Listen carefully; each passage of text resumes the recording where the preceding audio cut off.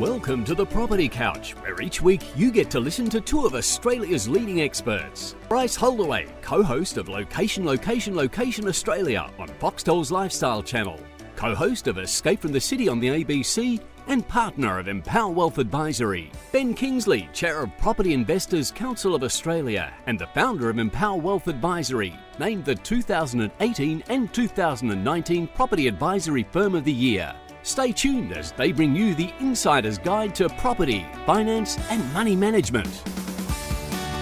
All right, folks, welcome back to the Property Couch podcast. Hello, Ben. How's it going? G'day, mate. How are you? I'm very good, mate. We've started to get second, third, fourth gear ready for this 2022. So we're starting to get a bit of head of steam up. We are. The market's starting to show a little bit of early signs in terms of what it wants to do. It's certainly come out of the gates a little bit more bullish than some would thought. Yes. So, but I think it's going to be a story of two halves, but I'll talk a bit more about, there'll be the pre-interest rates and the post-interest rate movements in terms of what happens there. Bit of steam early. So thanks again to Nerida last week. It was a very popular episode, Ben. Lots of people listened to that. So thank you for that. Hey, before we launch into today, we've got a very special guest today, which is nice. There was quite a few people reached out, Ben, regarding the Money Smarts help. So we just wanted to do a little reminder if anyone wants to do that, Ben. So quick summary, and then I'll give the URL. Yeah, sure. So just if people want a human hand and a human touch in setting up their Money Smarts, we're going to just have an expression of interest session. We'll explain what the process is, what the costs will be, et cetera, et cetera. So if you're interested and you want to learn more about how we can help you get your Money Smarts set up right the first time, we're going to be doing that. And I'm getting back in the chair and I'm going to be helping some of those customers along that journey as well. So it's a lesson for me in terms of what people are asking, so we can continue to keep improving a rules-based money management system that works, Bryce, that works. And if you want some hands-on help from the Kingsley himself, you go to thepropertycouch.com.au/money smarts help. Smarts help, Ben, Money Smarts help.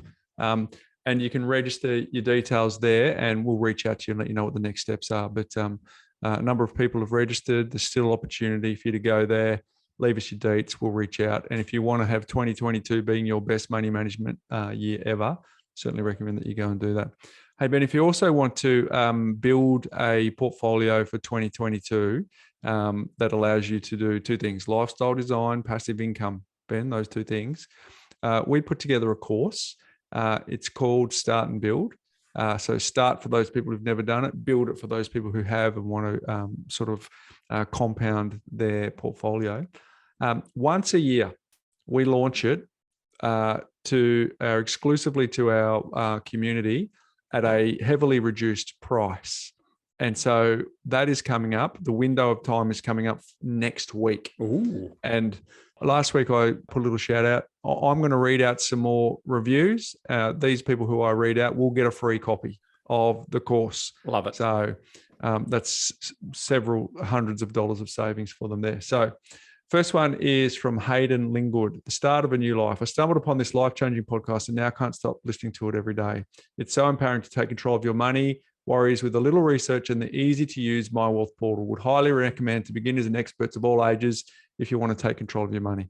Good feedback. Thank you for that, Hayden Linggood. Reach out to us anywhere you like. info@thepropertycouch.com.au is probably the first place, but on socials, let us know. Hey, this one's from the Cactus Clan, Ben. Property investing through generations. I like this one. Ooh. Our family, including our two teenage sons, have been listening to this podcast for about 2 years. It has to encourage open discussion around the dinner table, and it has changed the way we think about property investing. We've purchased property and are confident that our sons will also follow this path of lifestyle design. We're very grateful to you both. So, Ben, that's going to get a course. That doesn't sound like a Cactus Clan to me. That sounds like a smart clan. I like what you did there. This one is many thanks from a doggies supporter. And the user is a lot of Asdfgyrfcjdxfuvsuhdu. So it's a lot of jumbled letters. I think a lot of doggy supporters might reach out and try and claim that one. So we might have to get some proof of that. This podcast has totally shifted my view on property investment and how possible it is for young single professionals, not just couples or families with double incomes, working in a high distress crisis community welfare role. I didn't think there would be a strategy plan, an exit from my current profession into the field. I really love finance and money management. But now realizing I can design my lifestyle and make a career change in the future supported by property investment, I can't thank you both enough for what you've given myself in this community. I tell all my friends who are looking at investing to listen to your podcast, as there really is no other resource like it. I'm in the process of buying my first investment property and looking forward to learning more and more about property investment as time goes on. Cheers, guys, and go the doggies. So we always love a good doggy supporter.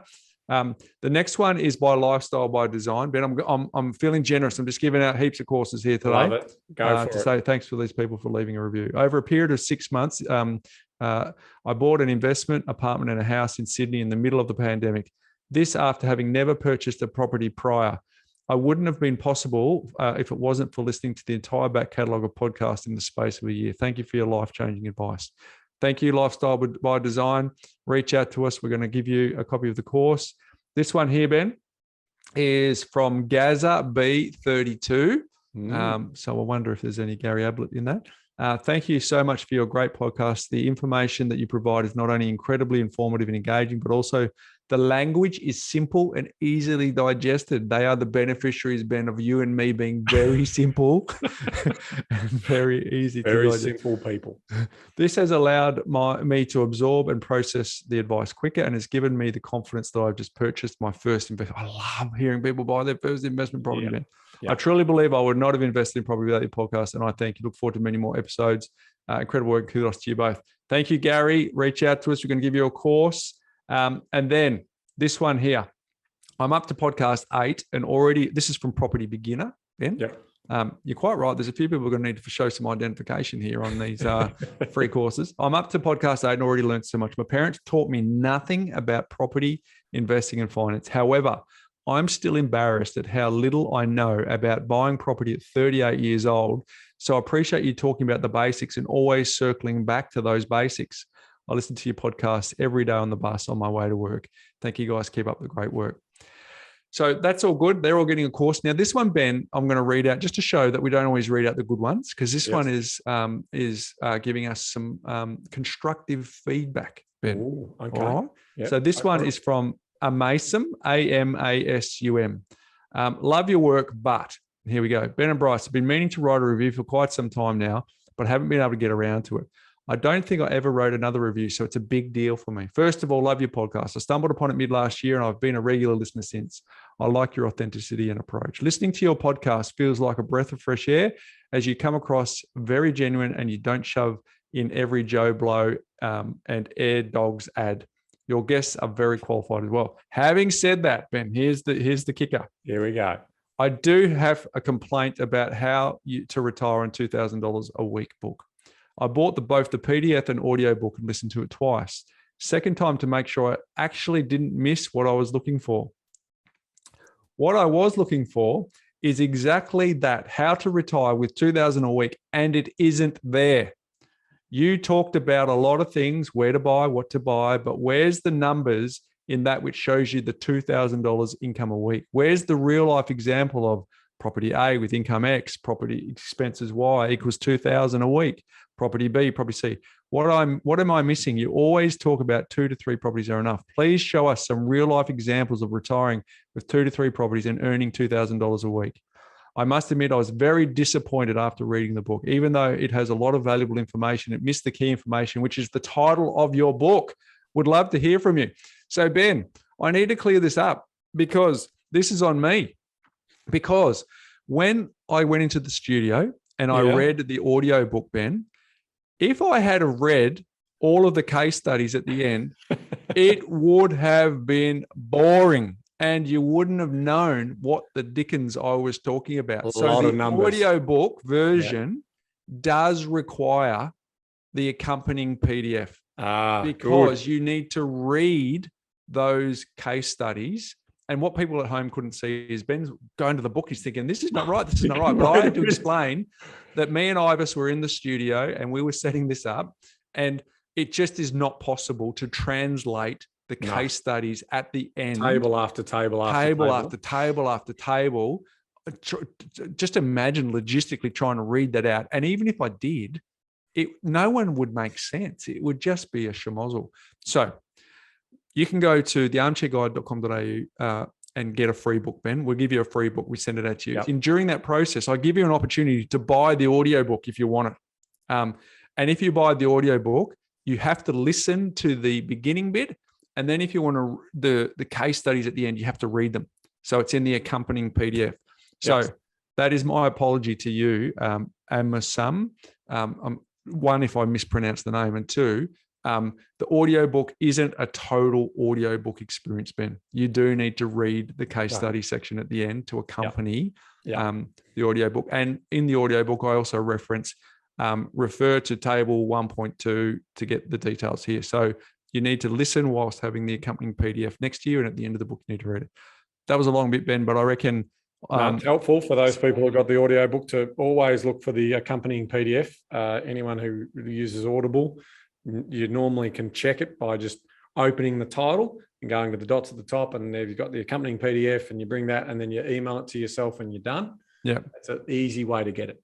So there's a number of ways to get it. But if you bought it through our particular site, Ben, you get the PDF as part of your login so that you can actually see the PDF. So reach out to us. If anyone experiences that, we can help you. But I just want to apologize to you, amasum, that you had that experience. So going to give you a course, Ben. We read out all the bad feedback as well, Ben. Yeah, love it.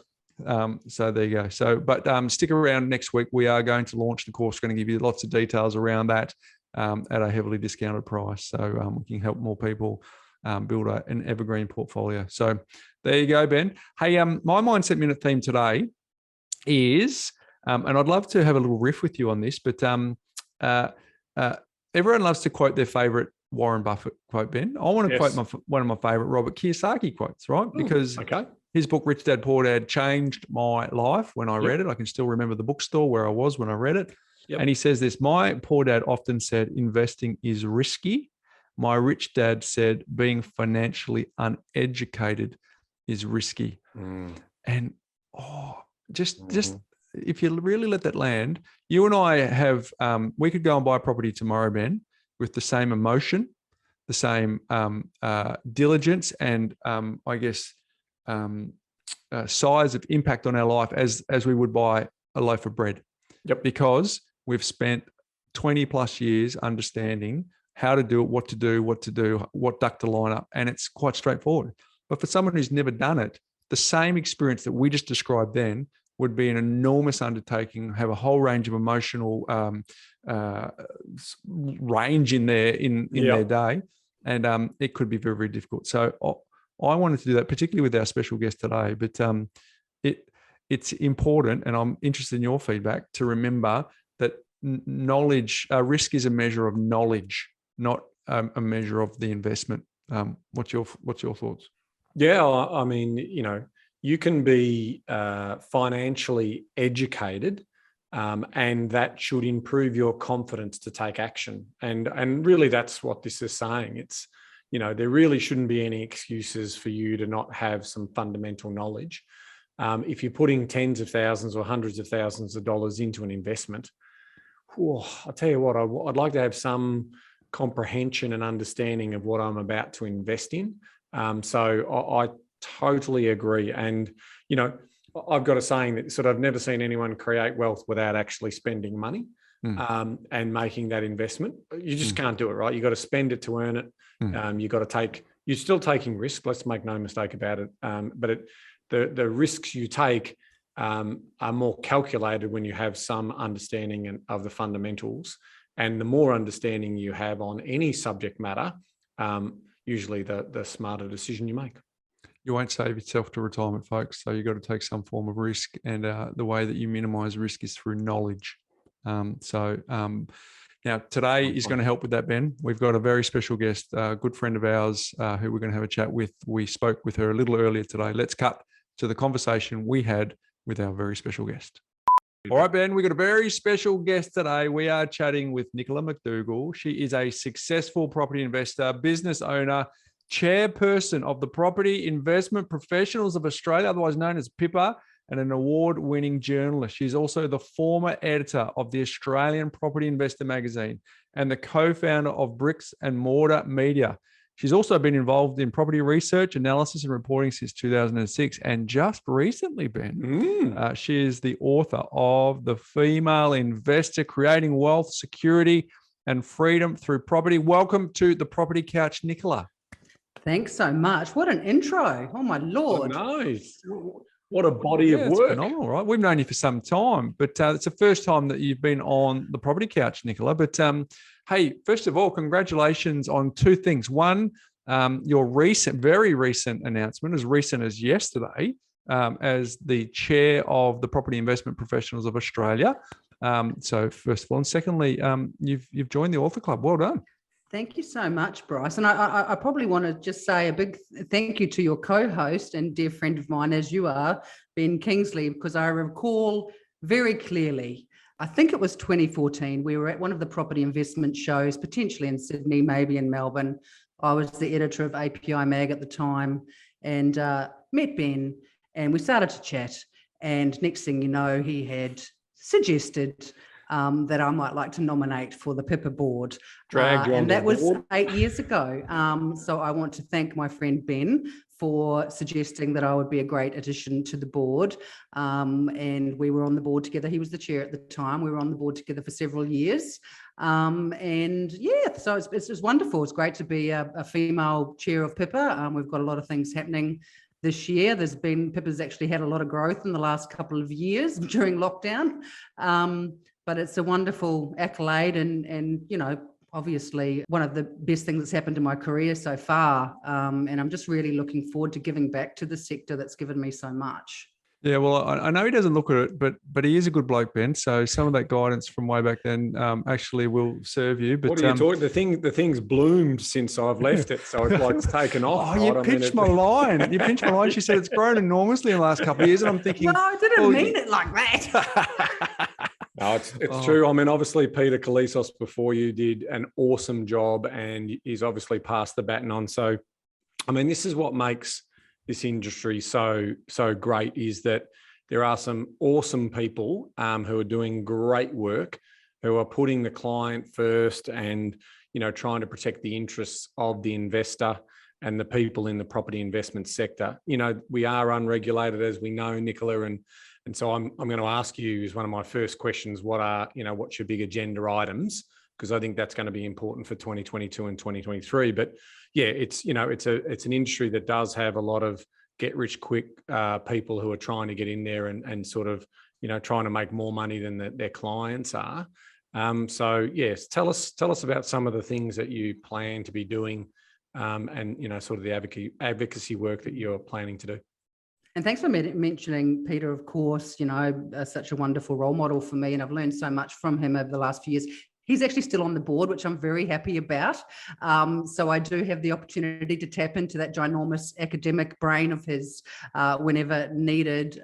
So that's amazing that he will still be on the board, and, you know, with the rest of us. And you would know this, Ben, in practice, you know, in when the last federal election, PIPA's profile sort of skyrocketed when we managed to, you know, get involved heavily in the negative gearing campaign at the time, managed to lobby federal government to a level that we were sitting down, Peter and I were sitting down in Canberra with some of the big hitters in the industry, and for an industry body and association, I think by that stage we'd been around for about 10 or 12 years. Often Peter and I joke, and it's not really that funny, but sort of say we sat there and went, what are we doing here? But it was the moment that PIPA came of age, I guess, in regards to, you know, how the big hitters of power saw PIPA and the fact that we were representing a bona fide industry. Look, and obviously we won, you know, negative gearing off the table now, that campaign worked, etc. But in regards to lobbying government for regulation, we haven't really achieved much. We keep trying, we do. Unfortunately, there doesn't seem to be the political will to really do anything about it. Sometimes, as you would know, Ben, over the years, that sometimes we seem that we're very close to, creating some type of regulation in the space, and then we realize that we were really still quite far away. Of course, this isn't helped by the fact that real estate legislation is state-based, but also not helped by the fact that governments change. Every few years they change, and then you have to restart the process all over again. What PIPA has decided to do, and you've probably seen over recent weeks, middle of last year, we actually all got together in Sydney just before Delta hit, got in and out by the skin of our teeth, those of us that aren't from Sydney, and decided that in lieu of regulation, not in lieu of it, I mean, we still would like that to become a reality someday, but in the meantime, we would push forward with more of a public awareness campaign, start actually going on the front foot and creating the awareness among the public, among industry practitioners, about the need to work with someone who's A, PIPA member, B, a QPIA. So we have actually, for the first time, and as I say, PIPA's managed to be in the position where it could fund a public awareness campaign.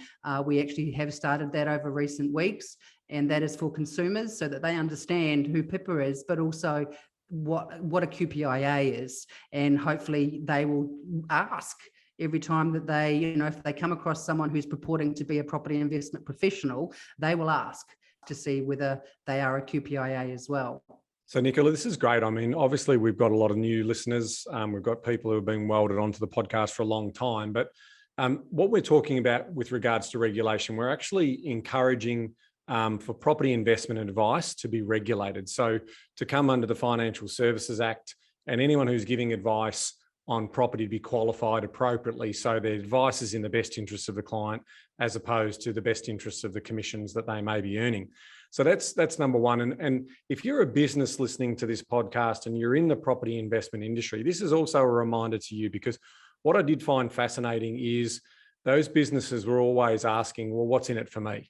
Rather than what's in it for the industry and what's in it in terms of overall. We've said for a long time that the Industry Association for Professionals is PIPA. The Industry Association for Individual Investors is the sister association, which I'm currently chairing, which is PICA, on the back of obviously working in with PIPA to get that set up.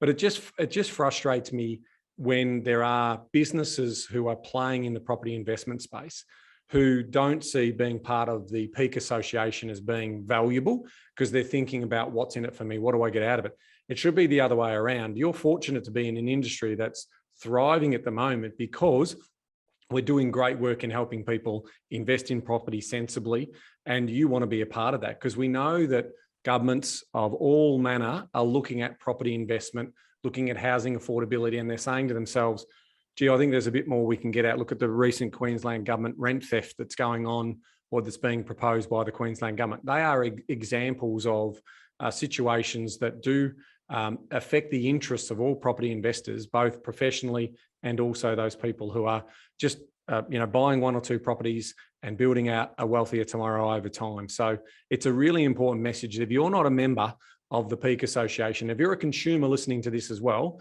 make sure you look at their website and see if they are a member of the Peak Association, because that should be a good test for you.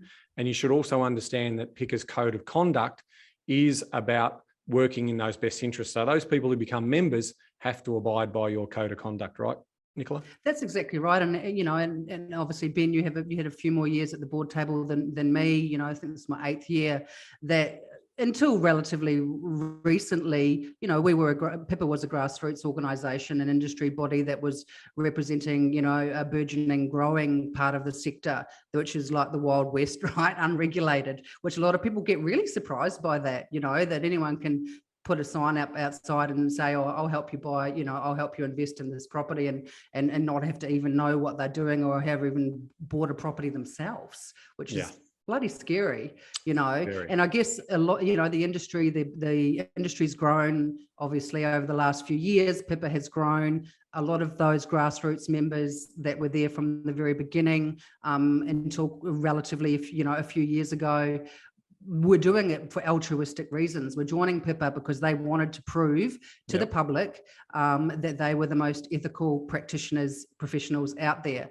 And it's wonderful, I suppose, for PIPA to be in the position now because of the increase in membership, because of the increase in the numbers of people doing the QPIA, which is amazing, to actually be able to give back to our, to our loyal members and spend quite a bit of money on these public awareness campaigns that are targeted towards consumers, but also targeted towards those, as you say, those practitioners out there who either aren't members of PIPA or who really should do the QPIA, because we hope that will be the benchmark. If you don't have a QPIA, you shouldn't a minimum requirement in our business. That's right. So that's been amazing. And also on top of that, we have we're in the process of getting the website upgraded, which is a big thing for an industry association, non-profit.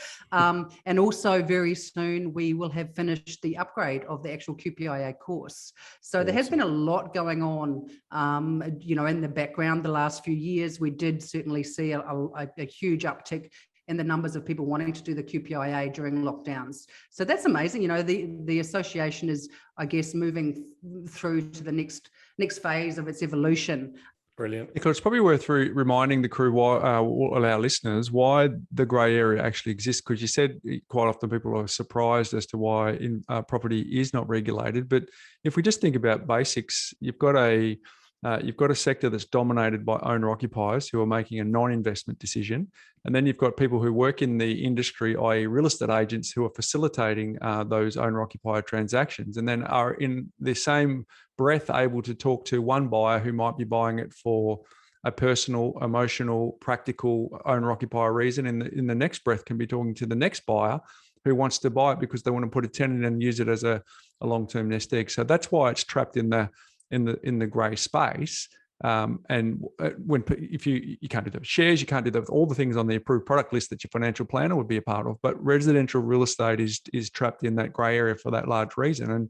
And what you've spent a bit of time trying to remind our listeners, because Ben and I spent a fair bit of time in our first 100 episodes really labouring this, and of late we haven't. But it is an unregulated space. It is a place where people can take wild swings. They need a haircut and a suit as the qualifying criteria to talk to someone about investment properties. And there are fortunes being made by a lot of people, but unfortunately it's the people selling it, not the people that are actually buying it. So that's why it's the benchmark in our business. Our team has to have a QPIA to actually even start to have conversations with the clients in our planning team.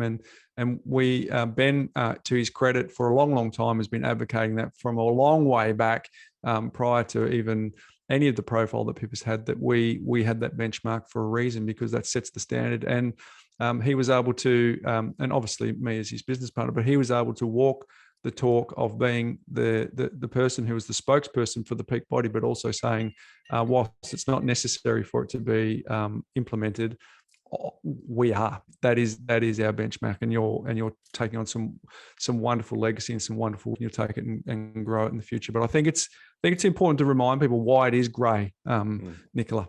Well, exactly. And I think as well, another key thing is that we, wanting to make sure that consumers understand the quality of some of the purported educational courses out there, where people are doing a sort of sausage factory tick and flick sort of approach to for the buyer's agency industry. The QPIA is for new listeners, it's the Qualified Property Investment Advisor, and it is the benchmark, the highest benchmark that anyone can attain to actually be qualified to give professional property investment advice. And not only that, it's tailored, it's bespoke, and those people are also members of PIPA, where they have to abide by standards of business practice as well as code of ethics. So I think for me as well, like I formerly, before all of those wonderful things you said about me at the start, formerly I spent the start of my property career, I suppose, at the Real Estate Institute of Queensland, and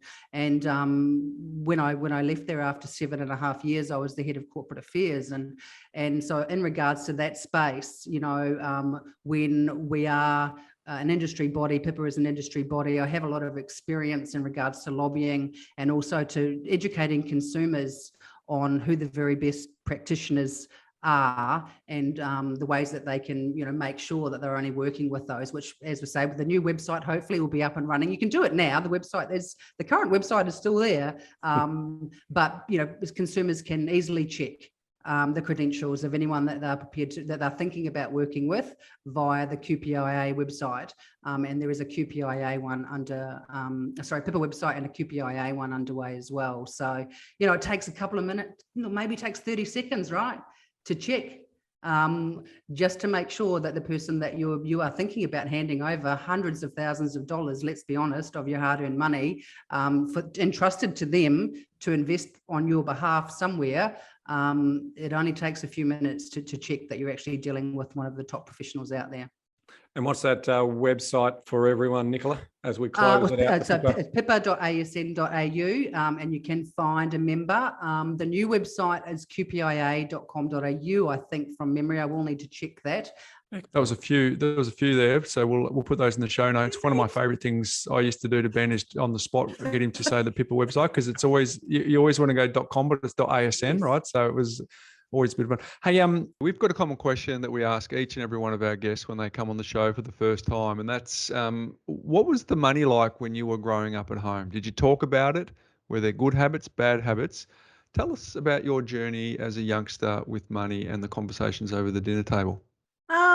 Question not on notice. Well, my parents divorced when I was 5 years old, and my mum repartnered, and I suppose in a way we lived with my mum. There was my elder brother, sister, and I, and then 10 years later my younger brother. But certainly my mum was a very, very good with money management, very good with accounting. I'm actually from my mum's side of family of accountants, which I'm a bit of an outlier in my family, being a writer. Everyone else is like numbers and, all that sort of stuff. But although I do write about property and money, so maybe that's it. Yeah, let's combine the love. There it is. There's the connection. Yeah. So in regards to on mum's side of the family, certainly a lot of money management. There wasn't a lot of spare money to go buy, but just a lot of spare money, but we never did without either.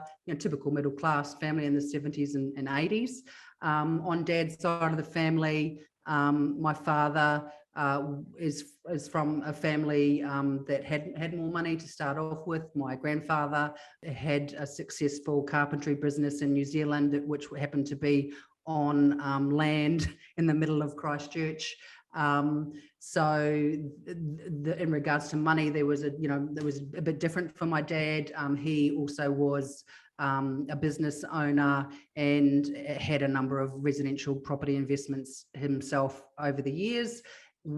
One thing I suppose, and I think back on it now, it seems so long ago, and it was, my family has always been really good about talking about everything, including about money. Great. We talk, we're the people that go to I'm the person, and you would know this, Ben, I've had a few beers with you over the years, and Bryce, I'm the person that goes to the party and talk about all things that I'm not supposed to, Now tell me, who did you vote for in the last election, or how much money did you earn last year, and all these types of things. And so that's a big part of my family dynamic as well, is that we actually we talked a lot about money, and both of my parents, whilst different, taught me a great deal about money, whether it was my mum doing the very best that she could and providing very well for her children with the money that was available, or my dad putting his money that he had and creating more of it through business and property ownerships. Both of them taught me everything that I know about money.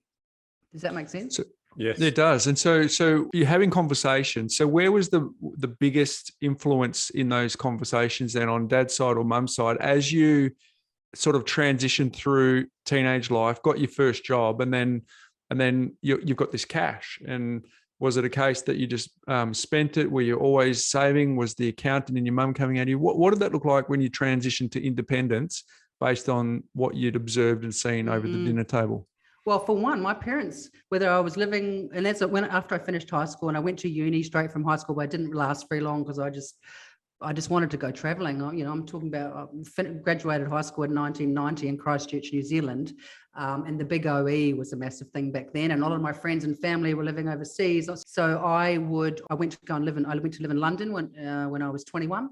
And to finance that, I went to live with my dad and my stepmom, paid them $50 a week board, which I thought was actually reasonable back then, but it actually was quite a lot of money now I think about it. And I think I was earning like $300 a week or something like that. But anyway, I went to live with them for a year so I could finance myself to go to London. So I lived overseas for quite a few years, wasn't interested in any type of property investing or any investing. The only thing I invested in was my own adventures.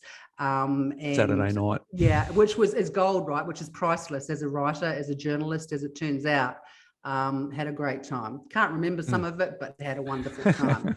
And then I came back after several years, went back to uni when I was in my mid-20s. And that's when I did my journalism degree. And I'm glad that I did it that way. I ended up graduating, with extraordinary high GPA, won a few awards and things, and was able to transition out of uni into a very good journalism job, 20 years ago. Because I went to university, I always knew I was going to be a journalist. I've been a writer since I was 5.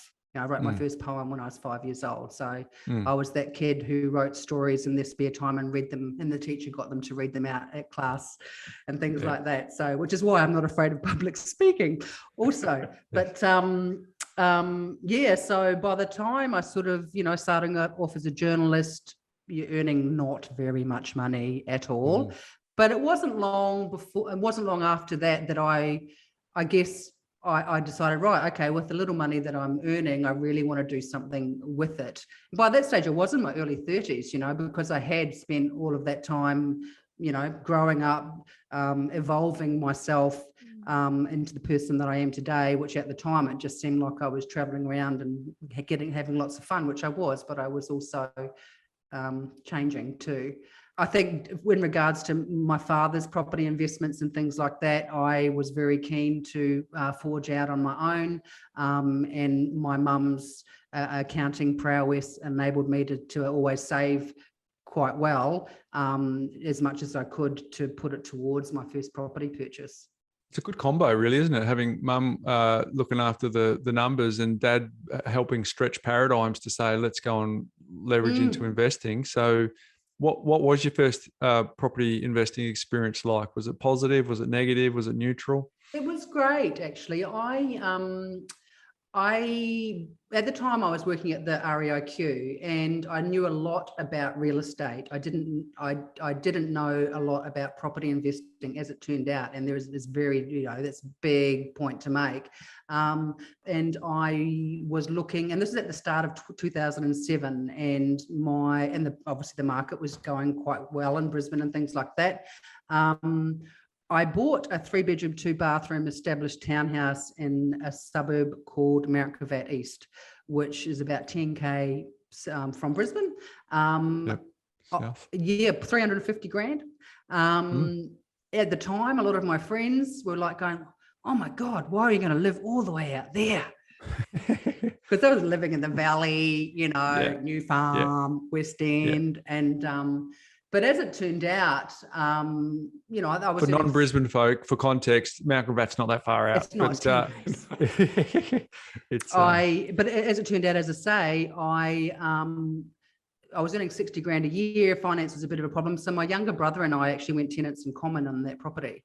And I was 71% owner. He was 29. He was only 23 at the time. So well done to him. So we went and bought this property together, lived in it for a few years. He wanted to sort of forge his own path after that. I bought him out, turned it into an investment property. So in regards to that one, I was very happy with it. It was the best that I could afford at the time. And I guess, I'm glad that I actually did look at it, even though as I preferenced it with saying that I didn't know a lot about property investment and I knew a lot about real estate. I did know that I knew that Mount Gravatt East had lots going for it, and that it would be a good place for someone to buy an affordable at that time, property investment. And it certainly ended up being that way. Who were your influences back then in 2007, Nicola? Because it was pre-podcast, online learning. Was there any particular mentor that you were leaning on to, if it wasn't your dad, because you have mentioned that, but was there someone else that you were modeling as you build out the portfolio? I mean, I think when I was at the REIQ, there was a number of the senior managers, and at the time I was only the communications coordinator, I think I was. There was a lot of the senior management gentlemen and a lady who was the chair, who became the chair a few years later, who were very successful business people, and also had done very well at a real estate investment themselves. So I guess if I was looking for a mentor, it was them at the time. Like they, while in the REIQ, and back then actually they didn't spend a lot of time. Wasn't a lot of property research, but the team that we had at the time there, we did actually create some great property research that was coming out of the REIQ. We actually did do a podcast in 2010. We ran it for a few months, and then there would seem to be some people that said, "Oh, podcasts, that'll never last." They won't last. So I think it was, I was looking for guidance and from those people that had been, and these people at the time were sort of 20 years older than me, and they certainly helped when I wanted to, and they've been around for a long time. They've been in the industry for 30, 40 years, and so when I decided to buy that property, it was certainly something that I bounced around between a number of people whose opinion I trusted. Now you talk, so I'm not going to give it away because I've gone through the book and I know that there's lots of tips in there, including that story of you and your brother in terms of buying that first property. So I'm going to leave the listeners with a little bit of a teaser to say there've been other purchases. Most of them been good. One was not so good, but I'm not going to give that away because that's why you got to get the book. But I just quick question without notice is, how many stories do you think you've written on property and property investment? Just give me a rough ballpark number, because I've got a follow-up question to it, right? Oh man, to the nearest 100, Ben? The nearest 100. Yeah, it have to be over 5,000. I think I have probably written 1 million. If I'm thinking about stories, blogs, news stories, press releases, books, it's got to be more than 1 million. 1 million? More than 1 million words. No, 1 million words. I'm talking about 1 million words. Okay. 1 million words. Okay. Now, why do I ask that question? Because obviously there are a lot of property investment books out there, but this one's been close to your heart because you've been telling me about this passion to write this book for a long period of time. So this is probably where I want to give you the mic to sort of tell us what's important to you about teaching other women, potentially single women as well. What's the backstory there in terms of what makes this such an important project for you to be able to write this book? Thanks, Ben. Well, interesting that you say single, because I actually had the idea for the book in 2018, and at the time it was called The Single Girl's Guide to Property Investment. I don't remember if there was an epiphany of sorts or anything like that, but I guess it's because I have written 1 million words about this stuff, but I also have lived and breathed it, and I am the product of everything that we talk about in the book. I only got married a few years ago, and prior to that, I bought 3 properties by myself, notwithstanding the one tenant in common with my little brother, but which only lasted a couple of years. As someone who classes themselves as a feminist, I also believe in financial independence, and I really wanted, when I look around now and I'm of a certain age where my nieces, my stepdaughter, they're all finished high school, they're at uni or they're starting jobs, and at the other end of the spectrum I have friends of the family or within my own family, women who are retiring now and things like that, and I'm smack bang in the middle here, and I just really wanted to pass on everything that I've learned, everything that I've written about after all of these years to other women, whether they are young, just starting out, whether they're around my age and in a relationship, but maybe they have a partner who is a little, conservative risk-wise when it comes to investing. Maybe they are separated, divorced, or even widowed, unfortunately. And then there is, that women who are at retirement. I know I've spoken to a number of them who would like that their stories could have been different, which is that, whilst we all would like to hope that our relationships with our significant others are still around when we're retired, 40 to 50% of us, that won't be the case. And it could well be that there is, you may be a single woman in retirement who has their own property that they live in, but they're still surviving on the pension. They don't have any additional funds. They don't have any super. 1 in 3 Australian women have no super. The demarcation between a male and female super balance starts, which it was horrific when I found this research for the book, starts when when we're in our late 20s. That difference between male and female super balances starts to move apart at that point, and it never, ever, ever catches up, and so in answer to your question in a really roundabout way, I, hand on heart, would love for women of all ages to prioritise their own financial futures and prioritise potentially having financial independence throughout their lives, because no one wants to wind up in poverty. No one wants to wind up in poverty in retirement, but more elderly single women than men do. More elderly single women have to return to the workforce. More elderly single women have to actually sell the family home and go renting in retirement and things like that. And I know it can be hard for younger women to think about that sort of stuff when they're in their 20s and 30s. But now, thanks to you guys, and many others, there is so much opportunity for them to work with bona fide experts, to, improve their education and start forging their own financial path earlier, which will give them more choices later. And so that, financial independence is something that women have never had. And it's a bit of a lofty ideal, I suppose, but why not? Why not? But wouldn't it be great if, we had, when two people got together, regardless of their gender, and each were fine, they created things together, but outside of that relationship, they had their own financial independence that retained that way, as my assets do retain mine outside of my marriage. I think it would be better for everybody. It would reduce a huge amount of legal fees in separations and divorces, and it would reduce the number of people that are really financially struggling later in life, and certainly help the huge, the number of women out there who are nearing retirement and worried about actually having the funds to see out their twilight years, and that's a real problem for many women.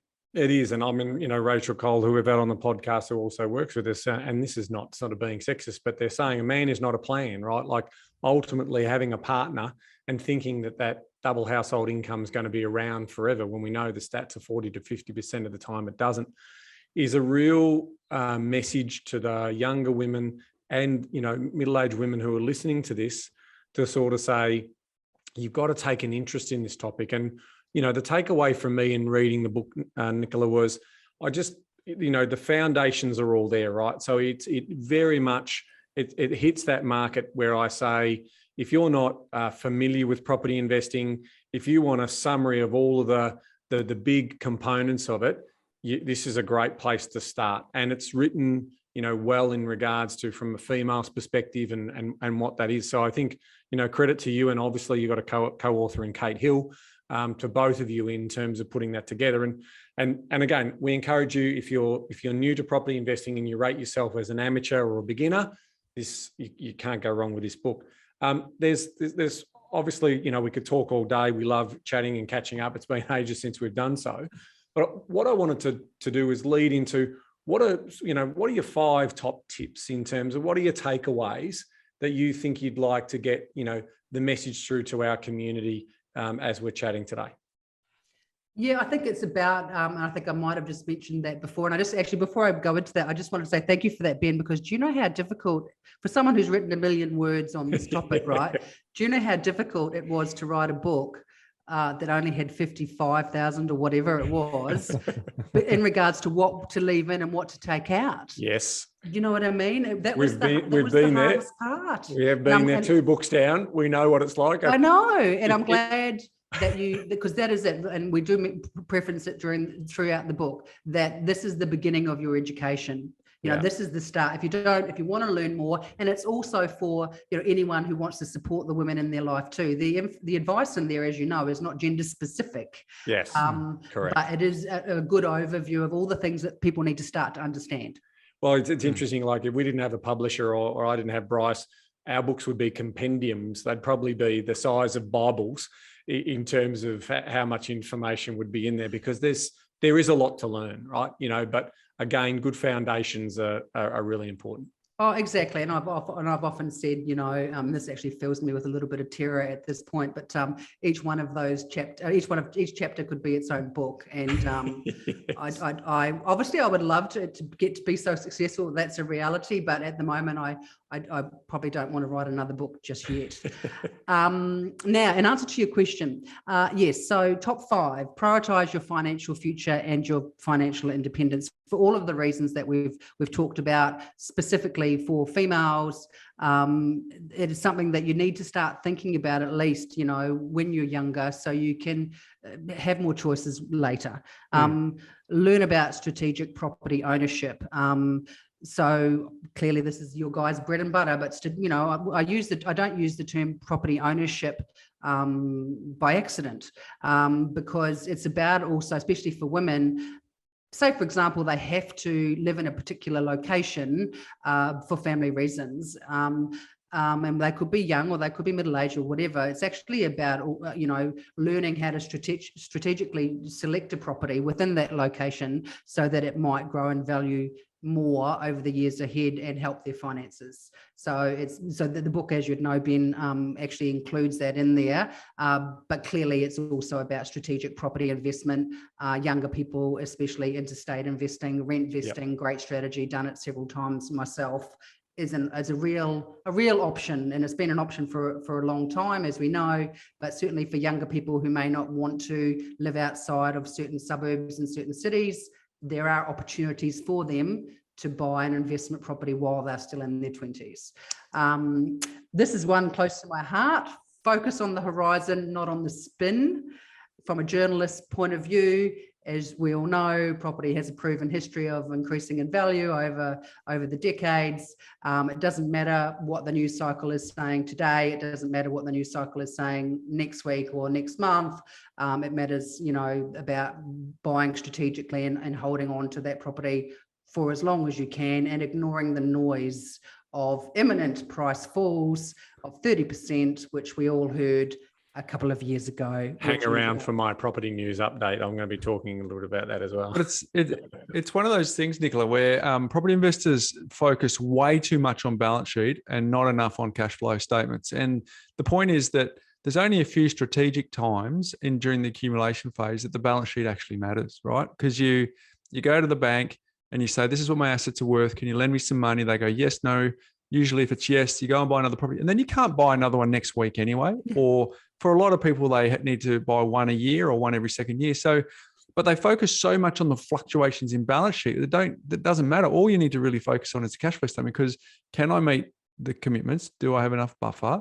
And whatever noise is going on, that doesn't matter, because it only really matters when I get to these key components. And then obviously when you get to lifestyle design phase, well, then clearly if you've done it well enough, the cash flow looks after itself. So I am all in on what you're saying there about the horizon, not the spin, because it just doesn't matter most of the time, the daily fluctuations in balance sheet. It just doesn't matter. It really doesn't. And, you know, some of the alarmist reporting, because the reason why property is such a newsworthy topic is because in old journalism, you know, its talk is that it affects everyone. So it's got the numbers behind it, which is why there's always so many stories about property, because it affects everyone, whether you're a tenant, a landlord, a property owner, a property investor. Everyone has to live somewhere, right? So this is why we do get those stories with, you know, some quite interesting predictions in them from time to time, because all they're really doing is trying to get as many eyeballs to read the story. That is it, the eyeball economy. Yeah. So I think just be wary of that, or you might end up, what was it, Professor Keane, who had to walk up Mount Kosciuszko all those years ago?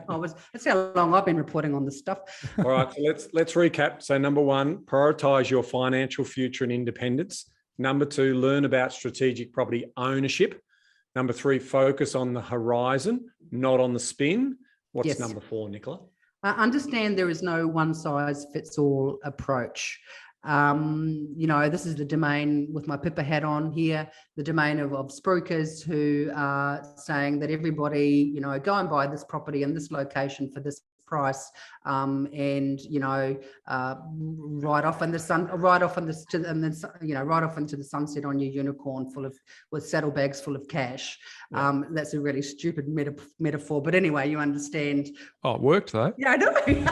For the spruiker. Yeah, exactly. So it's about understanding that there are a number of different strategies out there that may suit you, may not suit you, may suit you at one period in your life, may not suit you in another period of your life. And it's all about working with people who can create a tailored, bespoke approach for you personally. And we talk about this a lot in the book.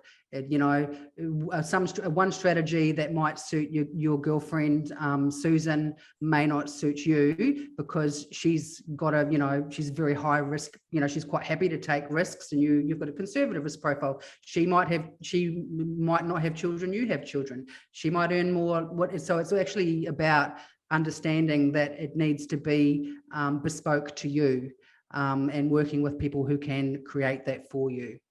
And number five. Well, leading on, nice segue there, Ben. Working with bona fide experts, which is what we spent a lot of time talking about at the start of the show. Just doing your background, hey, we do a lot of research on I don't know who our doctor is, our dentist, buying cars, all these types of things, but actually spend some time, a few minutes, to check the credentials of anybody that you are wanting to work with in the property investment space. Make sure that they, obviously licensed, have their skills and experience, runs on the board, have the qualifications to back up. And any advisor worth their salt will be more than happy to have, potential clients speak to other existing clients, testimonials, all those types of things. If they don't, then that should be a big red warning sign for you. And also stay away from services that are supposedly free, because someone's paying, and probably in the end it'll be you. Simple way to summarize that is just look for the conflict of interest. If you can, Yes. if you can avoid a conflict of interest, that is going to serve you very, very well. Whether you're the niche that you're chasing in today's discussion, or anyone really, if you just break down that conflict of interest very quickly, you're going to get yourself some half decent advice if you make sure they're serving you, not someone else. That's exactly right. In the classic buyer's agent or QPIA, they work for the buyer, they're paid for by the buyer. It's as simple as that. If that's not the case, they are getting paid from somewhere. Hey, Nicola, do you see that you've clearly targeted your niche on the female side, and I think that's to be applauded. Do you see it's an ongoing problem? Because we're children of the 70s, right? So we get that there was a whole bunch of conditioning and stereotypes and lots of patterning that was happening.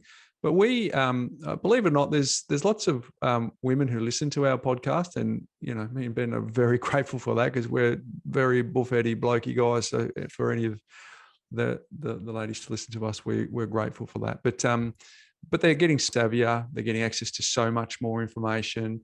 And Ben quoted Rach with "the man's not the plan." That is. Do you see that there'll be a wave going through where some of the issues that you described will be addressed, or do you still see lots of issues going forward? I think the man and not a plan is relevant the other way around as well. So it swings and roundabouts there. I think it's only of recent years, which is kind of weird really, where there has been gender specific content and advice created. The lofty ideals behind the book, well, they're not, well, sometimes they're lofty, which is like, let's just create the first generation of financially independent women. Ta-da! I certainly see it that way in regards to my stepdaughters, my nieces, where they have the opportunity to actually be the first generation of women who are financially independent. And there are, a huge number of women similar to me who are actually out there, creating content specifically for women by women. And it's not to say that there hasn't been content before, but they generally have been written, by men. And, because of our genders, we probably target a specific type of audience, right? So I look, that utopian end result, I would go to my grave a very happy woman, but I would also go to the grave a very happy woman if my book motivates one woman to do something to change her financial future.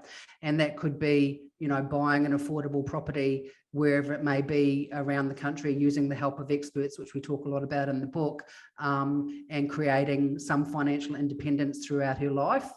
If I manage to help that one woman, as I say, I will die a happy woman myself. So it's baby steps in a way to get there, but I certainly feel, as you know, the book's out in a few weeks. It actually goes to print tomorrow afternoon, so that's really exciting, kind of exciting to not have to read it again for a while. But I am getting feedback from, when I'm talking about it and passing, that a lot of women have said to me point blank, this is the book that I have been looking for. This is the information that I have been looking for. So, I don't know the answer to that question. I can certainly hope that we could start to change the financial futures of women and men, and I just really would like us all to be, it's all about equilibrium and equal footing, and I know I keep on talking about it, but it is about women and men. The genders have, we have come so far. For us, you made a joke about us being in the 70s, but man, I think us Generation X's have enacted and enforced a heck of amount of really important change in our lives. But the one thing, and we've still got the gender pay gap, which stubbornly doesn't seem to be changing very much. But the one thing that women have never had is financial independence. And I truly believe, because I have done it myself, that they may be able to do that via strategic property investment. And then we'll all just be, a much happier bunch of people, I think. It's an important point you make, Nicola. I mean, the gender pay gap came out last week. There has been progress being made, but when you get into the numbers and you look at financial services as a good example, now women have been in financial services for a good couple of decades now, and there is a clear pay gap in terms of what men are being paid compared to what women are being paid. And that's just unacceptable. And there's no, it's not like, it's a new career, like, say women are getting into coding and computer science and programming, so that's going to take a little while. Financial services, there really is no reason why men are getting paid more than women. Look, there's obviously some performance money that's being paid in there, but the reality is base pay should be exactly the same, if not more, because there's an enormous amount that women can do better than men in terms of even emotional intelligence and how they deal with people. So that's a good example. And obviously from our point of view, we have a platform and a community that we want to also say to them, doesn't matter who you are, financial independence, if it is to be, it is up to me. And if you take that attitude and plan to become what you plan to become, you're going to be in good shape. So I'm just going to quickly reread your top 5 points that you wanted to make for that. So point number 1, prioritize your financial future and independence. Point number 2, learn about strategic property ownership. Number 3, focus on the horizon, not the spin. So that's long-term. Understand. Number 4 is understand there is no one-size-fits-all approach. That is, again, a tailored solution. Number 5, work with bona fide experts in terms of who you get your advice from. So thank you for that. Now, in closing out, this week's podcast, you've also got a little special for us as well. You've got a little discount on the book. That's right. And there's a code. that we've got for the book, which is called Investor. That's yes, exactly. Sorry, I didn't get to choose that word, but thanks to Booktopia for organising that code. So there's a special 25% discount off the cover price via Booktopia until the end of the month.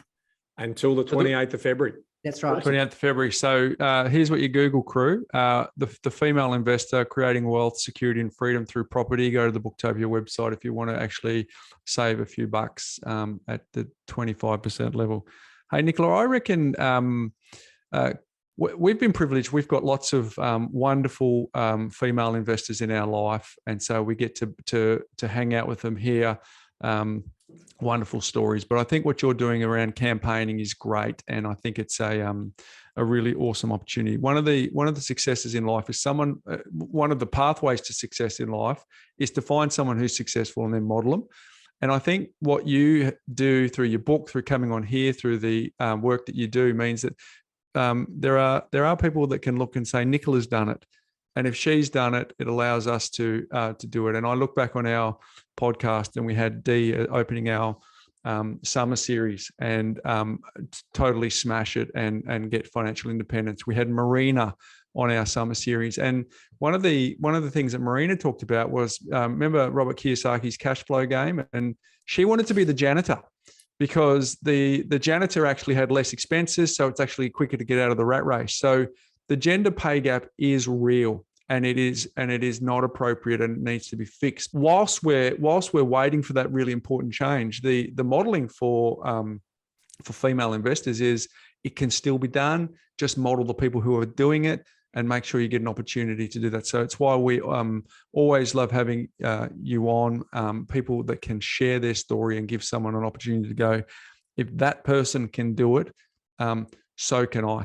And that's one of the more powerful things that you get to do through what you've done. It's not easy to write a book. It is, you go through the experience, you say, I'll never, ever do it again. and then you come through and then at some point you go, oh, should we do another one? If anyone has got a copy of our Make Money Simple Again book, Ben, they should just look into the front cover and notice that we had a little acknowledgement there from Nicola because she was one of our key advisors as we went through the writing of Make Money Simple Again. So you are doing wonderful things. I'm super excited about what you will achieve on your agenda with the property investment professionals of Australia. So, and thanks for sharing your story with us today. Thank you so much, my friends, for having me on here. And I hope to actually see you both in real life. Hey, we're not done with you there, but we're not done with you. I've got another little sneaky still got thing one for more you. bit to do. Oh man, I thought we were doing the wrap up. Okay. Well, that was the wrap up on the story, but I sent you a little note and I said, hey, Nicola, I did this little life hack segment and yes. Kingsley all the time outsources his segment to other people. So I'm thinking, I want to give it a rest. I want to do the same. So I said, if you've got a little life hack and you've got a really powerful message that's behind your life hack. So let's start with the life hack. What is it? My life hack is save your worry for when there's something to worry about. Mm. Mm. And the reason why that I have anxiety disorder and known about that for several decades. I do a number of things to keep my mental health in check, including exercise, eating well, all these types of things, but I remember, and quite regularly I have regular counselling, top-ups, as I like to call them, to, keep my mental health on the straight and narrow, which all of us need to do in regards to our mental health.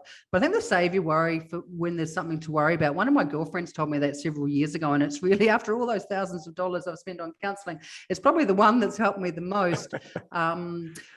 And it's as relevant in real, in your normal life as it is for investing. And it's actually just about living in the moment, I suppose. And for someone with anxiety, not letting your head run away with all of these, potential catastrophes, which are, very, very, very unlikely to ever occur.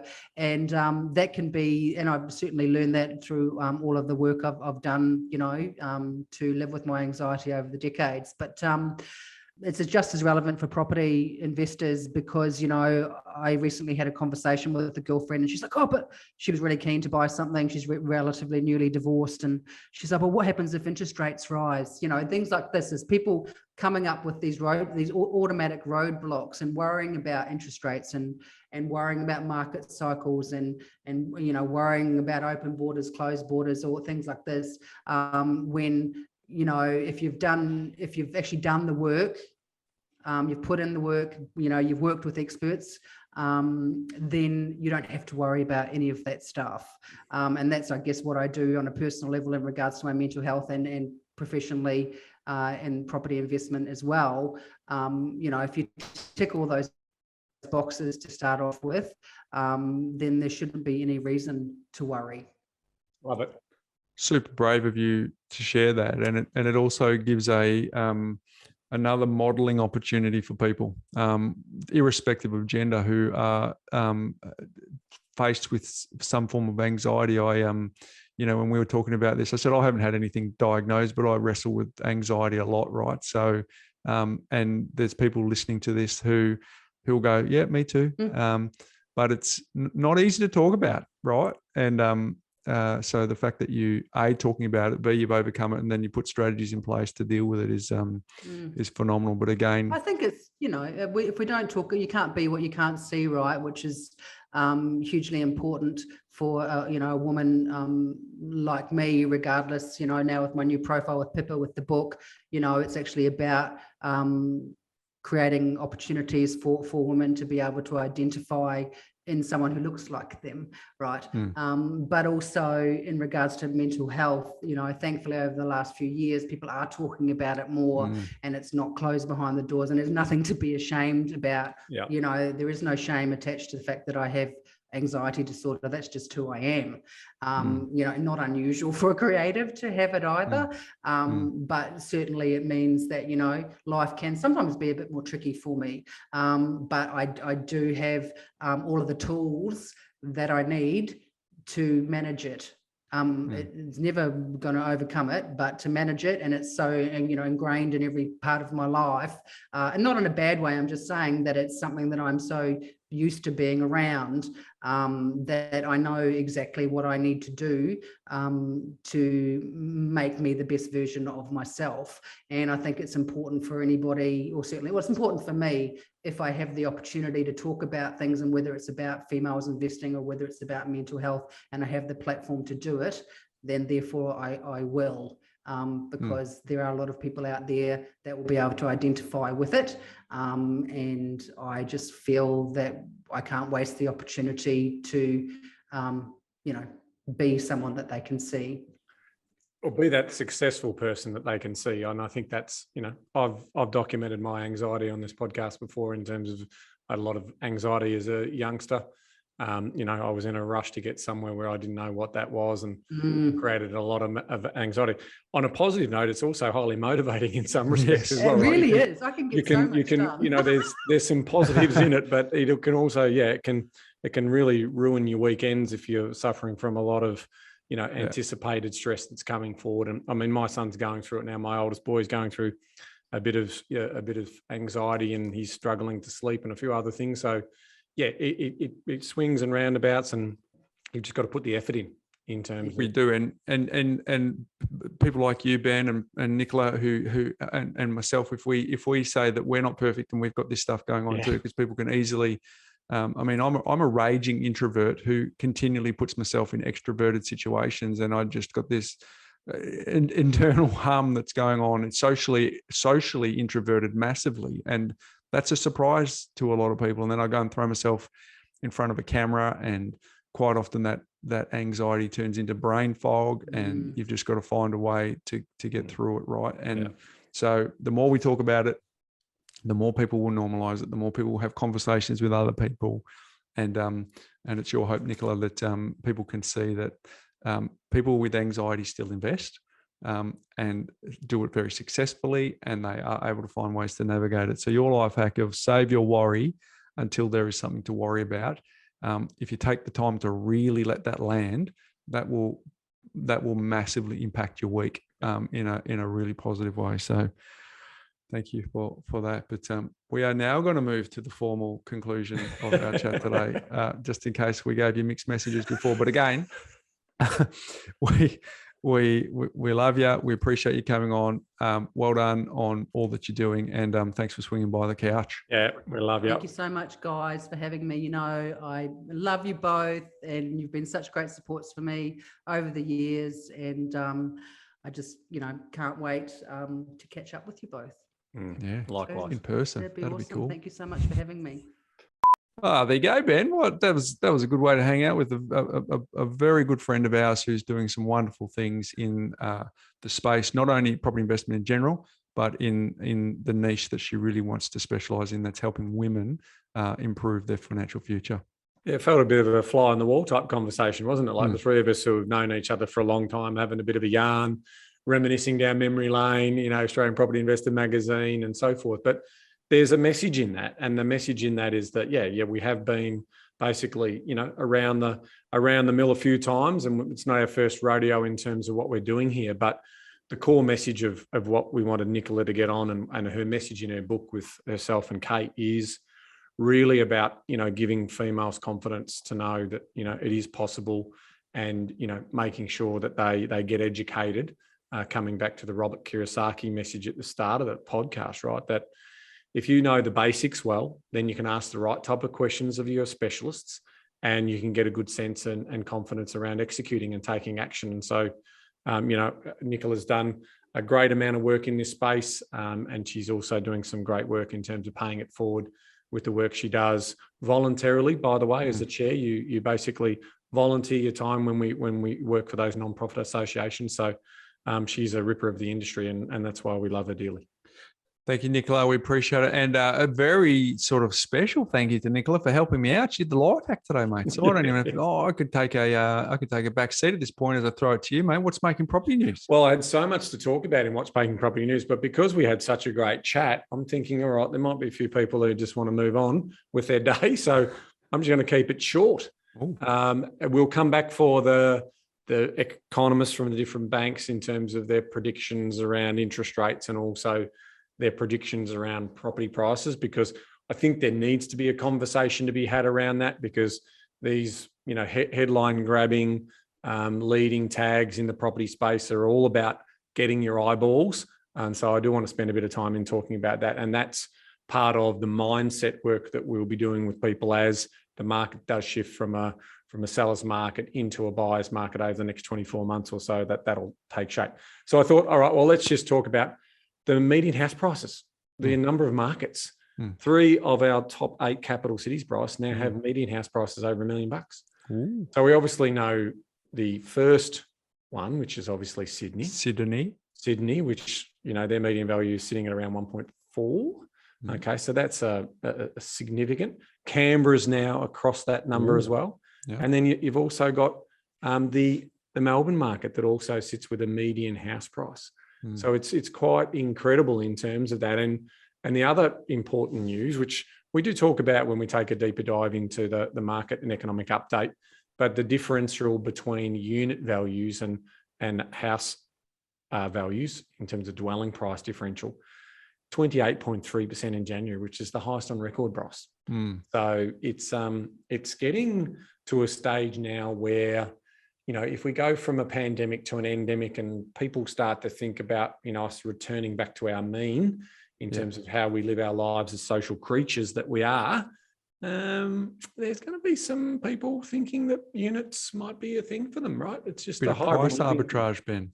Yeah, there's a price arbitrage happening there. So I'm not sure that differential will be that high in the next couple of years, is probably my tip. I'm not saying rush out and buy units, everyone. It's not my modus operandi here, but it is basically saying that at some point, they will revert back to their means. And so there might be some buying opportunities, or we're going to see the unit market have a little bit of a moment in the sun, or we're going to see, freestanding or land component dwelling prices take a bit of a breather and maybe cool off a little bit. Agreed. If location does do 80% of the heavy lifting, Ben, it just makes sense that people are still going to stand in those locations and go, I want to live here. So what can I afford? And then they'll just let the bank dictate the type of properties that they buy in, because if they want to stay put in that location, they'll have to. That's so true. it kind of makes sense. So, wow. Okay. We covered a bit of ground today. So big show. But thank you everyone for hanging around till the end. We greatly appreciate our community, and hopefully we continue to keep adding value. Exactly. So Ben, until next week, mate. Knowledge is empowering, Bryce, but only if you act on it. See you next week, folks.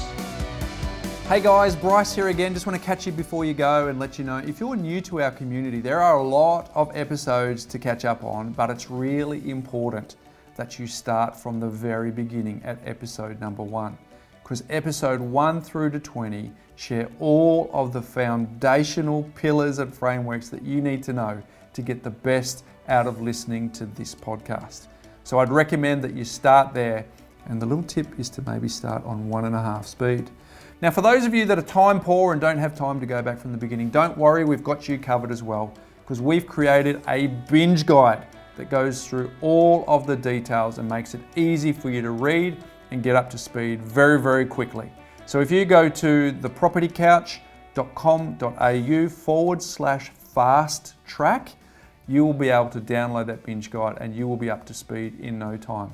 And whilst you're there, I've got a few extra goodies for you, because we have our top 5 frameworks that you'll learn on this podcast, as well as the Make Money Simple Again ebook, which will help you with the foundations of basic money management, so you'll have everything you need to succeed in building your own lifestyle design and getting the best out of this podcast.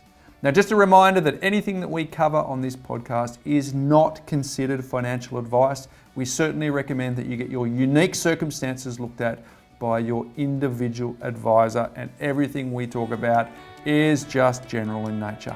To thepropertycouch.com.au/fast track, and you can go and get all those goodies and catch up right away.